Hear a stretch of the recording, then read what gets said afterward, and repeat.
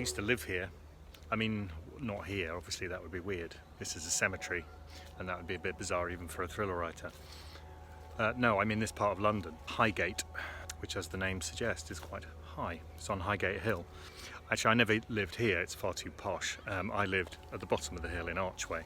And in the same principle as rich people now live in the penthouses of big skyscrapers, back in Victorian times, the same principle applied. You lived somewhere high, above all the smog that was created down below there, in the bowl that is Greater London, and was so vividly described by Dickens. That's where the factory workers would live. And up here in Highgate, above it all, that's where the factory owners would live. And not only did they live here, they were also buried here.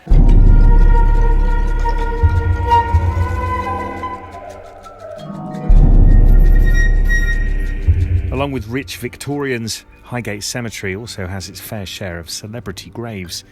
Karl Marx is buried here, as is George Eliot and George Michael. But that's not what drew me to Highgate Cemetery as a setting for my new book, Dark Objects. Now, normally when I start writing a book, I think of somewhere groovy that I'd like to go so that I can research it, somewhere like Arizona or the south of France. But when I started writing Dark Objects, it was in lockdown and no one was going anywhere. So what I did is I had to use a place that I knew very well already.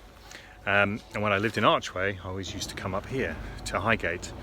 And always on those walks, I would see the amazing old houses and the amazing new houses that are built right up against the cemetery. And there's one in particular that always caught my eye.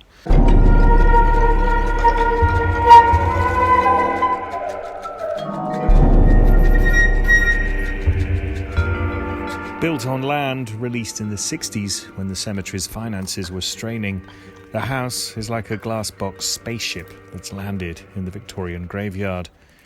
When I lived here, I often wondered what went on inside these glass walls that look out onto this enchanted forest filled with crooked gravestones. That's the house that obsessed me. That's the house I wondered what went on inside.